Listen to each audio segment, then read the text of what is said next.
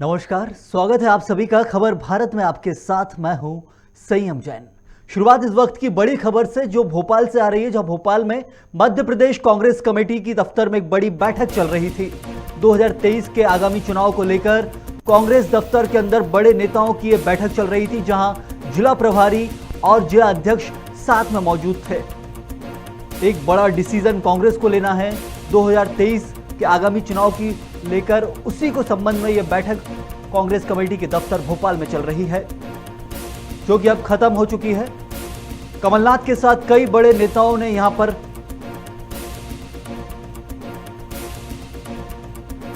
बैठक में मौजूद सभी नेताओं ने एक बड़ा निर्णय 2023 आगामी चुनाव को लेकर लेना था। कांग्रेस कमेटी के दफ्तर में जिला प्रभारी, पूरे मध्य प्रदेश के कई जिला प्रभारी और जिला अध्यक्ष यहां मौजूद थे। 2023 के लिए एक बड़ी रणनीति कांग्रेस को बनानी होगी और उसी संबंध में यह बैठक कांग्रेस दफ्तर में चल रही है।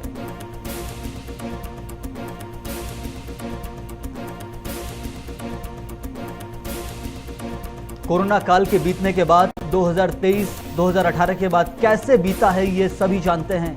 चुनाव के सिलसिले से चुनाव पर आ जाना, बीच में क्या गुजरा है, और अब यह बैठक दोबारा शुरू हो गई है।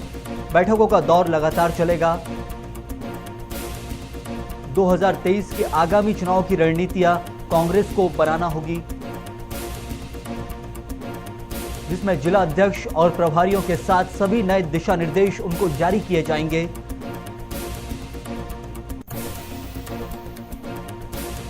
कांग्रेस कमेटी के दफ्तर के अंदर यह बड़ी बैठक हुई है आज, जहां 2023 के लिए पूरा प्री प्लान कांग्रेस ने तैयार कर लिया है। एमपीसीसी के चीफ कमलनाथ की अध्यक्षता में इस पूरी बैठक को अंजाम दिया गया।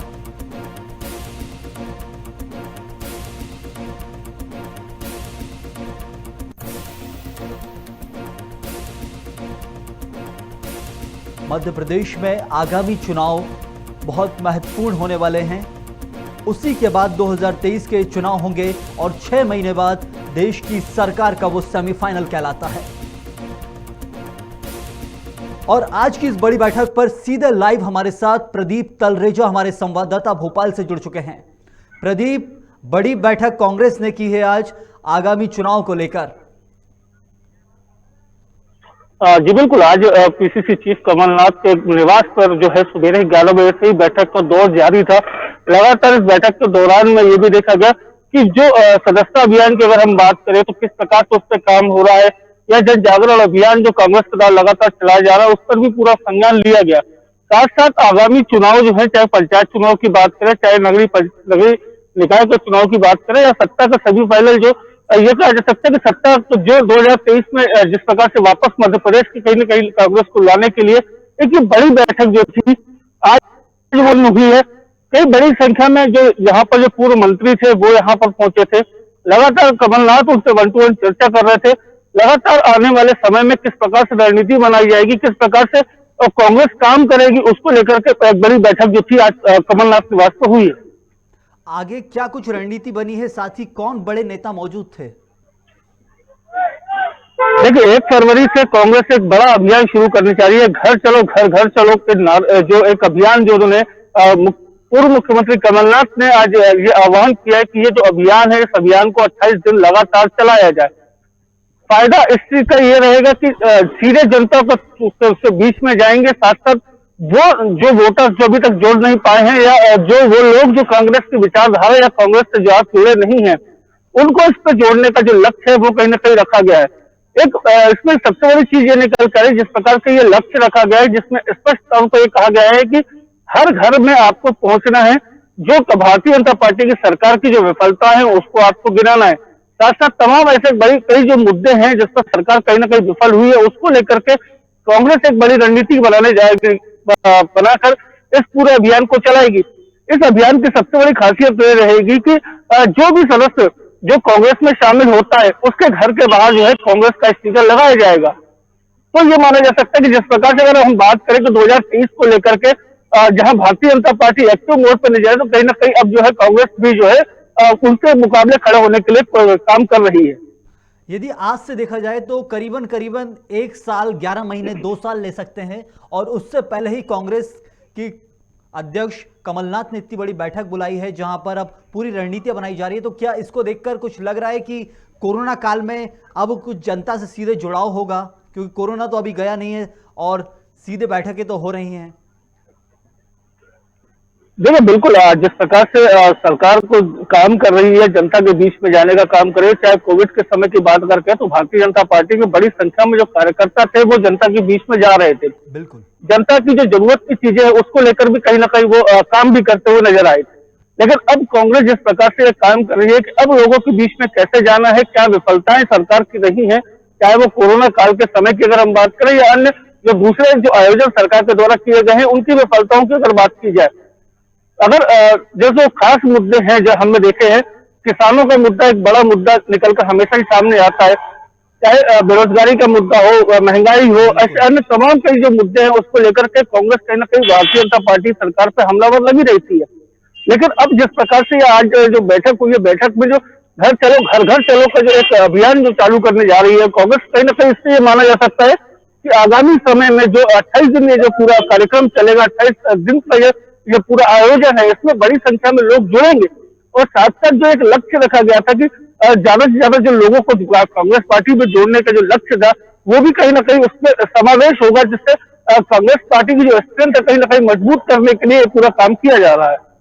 कमलनाथ का जो अभियान रहेगा नया, घर चलो घर घर चलो, इसमें क्या खुद बड़े नेताओं के साथ हर जिलों का दौरा किया जाएगा या सिर्फ कार्यकर्ता या फिर जिला अध्यक्षों के भरोसे ही पूरे मध्य प्रदेश के अभी क्या प्रोग्राम रखा है? देखिए अभी तक जो हमारे पास जानकारी आ रही है, पूर्व मुख्यमंत्री कमलनाथ खुद इस अभियान की शुरुआत 1 फरवरी को करेंगे। साथ साथ तमाम जो बड़े दिग्गज नेता हो, चाहे वो विधायक हो, पूर्व मंत्री हो, चाहे सांसद हो, चाहे वो किसी भी तबके का अध्यक्ष हो, चाहे वो जिला अध्यक्ष की बात करें, सेक्टर की बात करें, मंडलम की बात करें, तमाम लोगों को ये जिम्मेदारी सौंपी गई है कि ज्यादा से ज्यादा लोगों तक पहुंचे और इस जो कार्यक्रम है घर घर चलो के साथ में लोगों को जोड़े। सबसे बड़ी बात इस आयोजन को करने के बाद एक ही चीज समझ में आती है कि जो कांग्रेस है कहीं ना कहीं जो है वोट परसेंट अपना बढ़ाने की कोशिश कर रही है, क्योंकि वोट परसेंटेज की बात हम इसलिए कर सकते हैं क्योंकि आज कहीं ना कहीं जो 2018 के चुनाव में हमने देखा कांग्रेस को बहुमत तो अच्छा मिला, लेकिन किसी कारणों से उनकी सरकार चल नहीं पाई थी।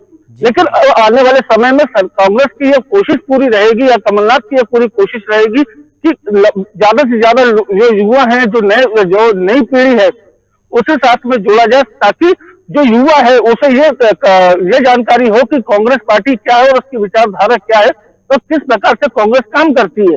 तो कहीं ना कहीं आने वाले समय में जो युवा है वो कहीं ना कहीं एक अच्छी भूमिका अपनी निभाएगा, इसलिए पूरा फोकस जो है कांग्रेस और युवाओं पर कर रही है। लेकिन अगर भारतीय जनता पार्टी की, तो जिस प्रकार से कल हमने देखा है कि डिजिटल ऐप जो है भारतीय जनता पार्टी ने लॉन्च किया था, जिसमें जो पन्ने की सूची होती है जिसमें 30 लोगों के नाम तकरीबन लिखे रहते हैं, उस 30 की सूची में से कहीं ना कहीं 5 लोगों को उनमें रखा जाएगा कि वो 5 लोग जो है उन 25 की मॉनिटरिंग करें, लगातार उनके साथ जुड़े रहेंगे, उन लोग किस और उनका रुझान जाता है उस पर भी वो काम करें। तो एक तरफ तो जहां भारतीय जनता पार्टी डिजिटल रूप से काम कर रही है, वही कांग्रेस जो है अब डोर टू डोर कैंपेनिंग कर रही है। उसका मतलब ये है कि जो 2023 का जो परिणाम आना है, तो कहीं ना कहीं उस ओर भी इशारा कर रहा है कि 2023 को लेकर के चाहे वो भारतीय जनता पार्टी हो चाहे कांग्रेस हो, लगातार दोनों ही पार्टियां जो है लड़ने के लिए तैयार है और एक दूसरे के सामने पूरी ताकत के साथ चुनाव लड़ेंगी। इस बात को अभी की बैठकों से लगाया जा सकता है।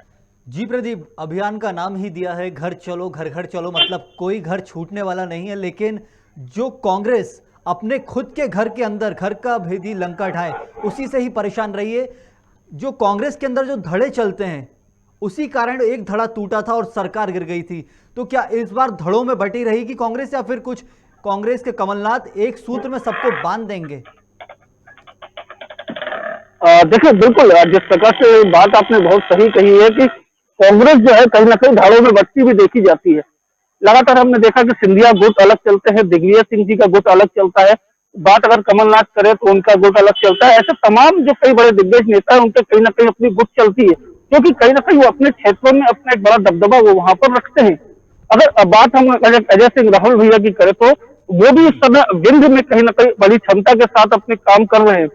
तो ये कांग्रेस को अगर चुनाव को जीतना है तो कहीं ना कहीं पहले तो गुटबाजी को भी लगाम लगाने की आवश्यकता है। बिल्कुल बिल्कुल। क्योंकि कहीं ना कहीं जिसके कारण ही ये माना जाए कि देखिए जैसे उस समय हमने देखा है कि दिग्विजय सिंह जी अलग राजनीति के रूप में कांग्रेस में काम कर रहे थे।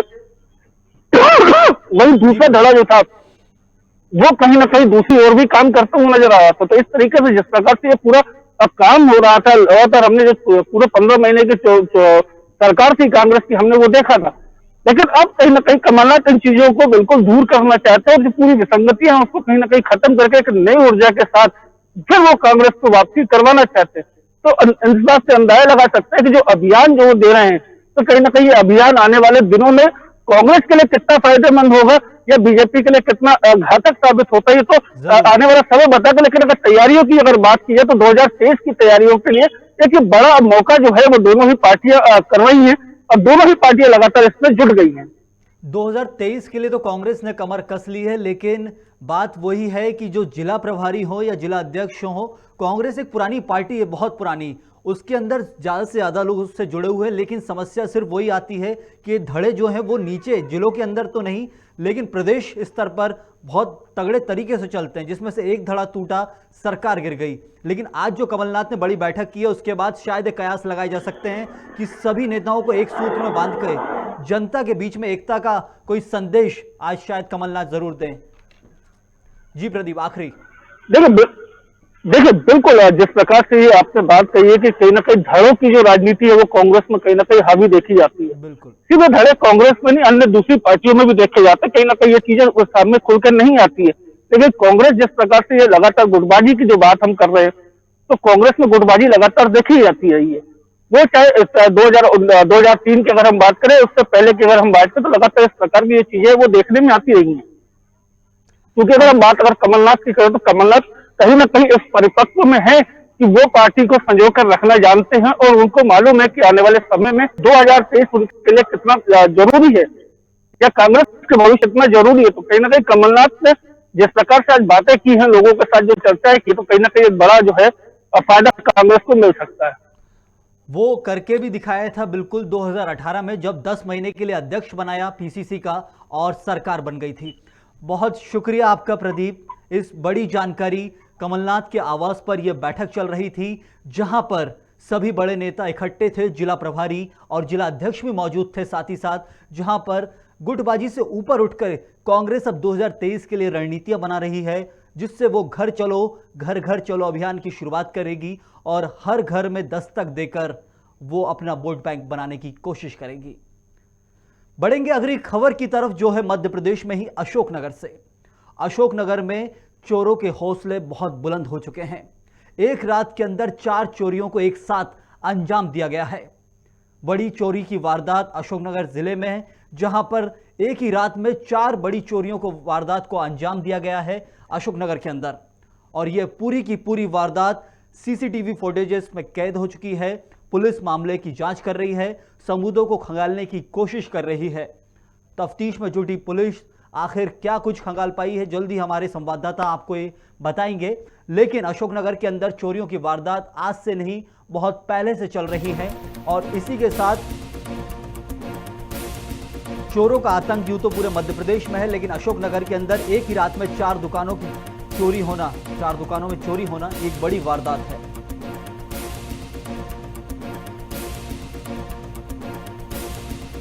साथ ही साथ ये भी आपको बताते चले कि अशोकनगर में ही कुछ दिन पहले ही मजिस्ट्रेट के घर में भी चोरी हुई थी, जहां से चंदन के पेड़ को चोरी कर लिया गया था।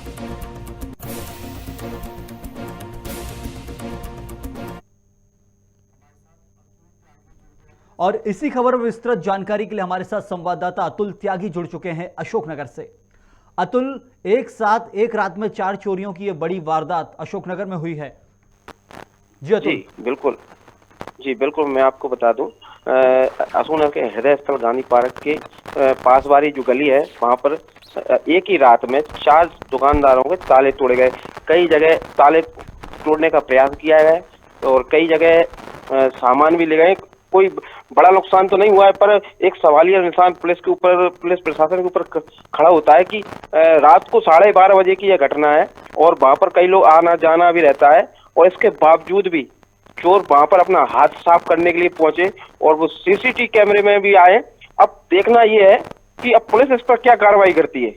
जी, अभी तक पुलिस स्टेशन से क्या कुछ अपडेट है, क्या कुछ कार्रवाई को लेकर, क्योंकि चोरियों की वारदात अशोकनगर में पुरानी है। जी बिल्कुल। पहले आज इससे कुछ दिन पहले, कुछ महीने पहले भी लगातार चोरियों की वारदात काफी बढ़ चुकी थी। आदमियों के, जहाँ के जो शहरवासी हैं, उनके ऊपर दहशत थी चोरों की। कभी कई बार तो यहाँ के लोगों को रात रात और जगकर अपने घर की निगरानी करना पड़ती थी। इसके बाद पुलिस थोड़ी सक्रिय हुई और जो वारदात कम हुई, लेकिन इसके बाद तो लगातार दोबारा चोरों का आतंक फिर शहर में दिख रहा है। और इसके बाद उन्होंने सूचना पुलिस को दी। पुलिस ने मौके पर पुलिस पहुंची और उन्होंने जांच में लेकर आगे कार्रवाई करने के निर्देश दिए। जी, इसी के साथ क्या अब जो जब्ती का सामान है या फिर चोरी का कुछ आकलन लगा पाया है अभी तक, क्योंकि ताले टूटे हैं, कुछ ना कुछ सामान चोरी हो, क्या कुछ कितने का माल? जी बिल्कुल, मैं आपको बता दूं, लगभग सामान तो कोई बड़ा नहीं गया है, पर छोटी मोटी चोरी हुई है। लेकिन और उसके वो जब्त भी कर लिया गया है और पुलिस ने मौके पर पहुंचकर मुआयना भी किया है चारों दुकानों का। और जो वरिष्ठ अधिकारी से चर्चा कर उसको जांच में लिया गया है और जल्द से जल्द पुलिस का कहना है कि जल्द से जल्द चोरों को पकड़ लिया जाएगा। भले ही बड़ा सामान नहीं गया, लेकिन चोरी का कलंक जरूर अशोकनगर में मढ़ दिया गया है। अब इसी के साथ पुलिस क्या सतर्कता कुछ बरतने वाली है, क्योंकि चोरों के हौसले दिन ब दिन बुलंद हैं। एक रात, 2 रात, 3 रात छोड़ेंगे, लेकिन फिर पुलिस की गश्ती में क्या कोई कमी है? ठंड का प्रकोप है, ऐसा कुछ है क्या? जी बिल्कुल। वहाँ पर वैसे देखा जाए तो जो स्ट्रीट लाइट होती हैं, वहाँ पर कभी कभार वहाँ पर जलती है, कभी कभार बंद हो जाती है। ये भी एक प्रमुख कारण हो सकता है चोरों को अपना हाथ साफ करने का। और दूसरी बात देखा जाए तो वहाँ चोर जो है, जो कोई बड़े चोर नहीं है, जो है तो लोकल के चोर हैं, क्योंकि चोरी करने वाले हैं छोटा मोटा सामान ले गए और कई जगह ताले तोड़ ही पाए थे। और इसके बाद वहाँ के लोग सतर्क हो गए, आवाज आई और वहाँ देखा तो शायद वो भाग गए थे इसके बाद। और अब देखते हैं पुलिस आगे क्या कार्रवाई करना चाहेगी, पुलिस क्या कार्रवाई करेगी। जी अतुल, आपने एक बहुत बड़ी समस्या पर ध्यान केंद्रित किया है, स्ट्रीट लाइट की समस्या। नगरीय प्रशासन को ये ध्यान देना होगा कि नगरीय निकाय के जो क्षेत्र हैं वहाँ स्ट्रीट लाइटों की खराब रहती हैं और इस कारण वहाँ चोरी की वारदातें ज्यादा होती है। ये अशोकनगर का ही नहीं, पूरे एमपी में हर जगह देखा जाता है कि जहाँ स्ट्रीट लाइटों खराब हैं। अभी कोरोना काल में तो जरूर नगर परिषदों के पास शॉर्टेज रही थी स्ट्रीट लाइट की, जिसके बाद ये चोरी की बड़ी वारदातें अशोकनगर के साथ एमपी में नजर आई थी। बहुत शुक्रिया आपका अतुल।